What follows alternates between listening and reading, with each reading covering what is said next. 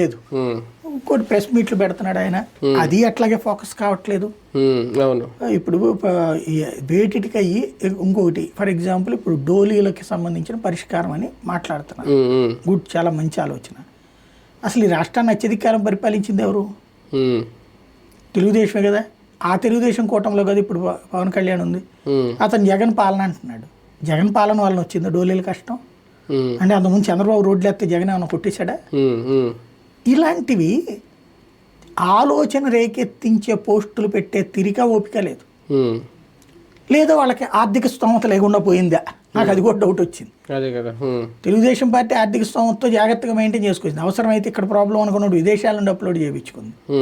మరి వీళ్ళు కూడా ఏమన్నా కాలంలో మారుతారేమో, ఇప్పటికిప్పుడు ఎందుకులే అనుకుంటున్నారేమో, కానీ తిట్టనిండి అనుకుంటున్నారు. కానీ మైండ్లో ఈ లోపు వీళ్ళు విష ప్రచారం చేసేసాక నువ్వు ఎట్టా పీకుతావు అది?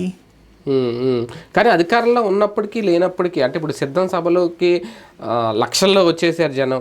ఓకే, అది ఖచ్చితంగా గ్యాదరింగ్ వల్లే సాధ్యం అవుతుంది. ఇండివిజువల్గా కూడా కొంతమంది రావచ్చు. ఇప్పుడు అధికారం కోల్పోయేసరికి ఆ గ్యాదరింగ్ అంటే గ్రౌండ్ లెవెల్లోనే కాకుండా నియోజకవర్గ ఇన్ఛార్జ్లో, నాయకులు, మాజీ ఎమ్మెల్యేలు, మాజీ ఎంపీలు వీళ్ళ నుంచి కూడా అది తగ్గుతుందా జగన్కి? వాళ్ళు కూడా ఈయన పిలుపుకి స్పందించట్లేదా? అవసరం లేదండి. గ్యాదరింగ్ పరంగా చూస్తే 10 బేసులు ఖర్చు లేకుండా నిన్న కూడా అక్కడికి వచ్చారు. కర్నూలు ఎవరో పెళ్లికి వెళ్ళాడు, వెళ్తే ఎవరు పిలుపునివ్వలేదు, వెంటనే వేలాది మంది వచ్చేసారు అక్కడ.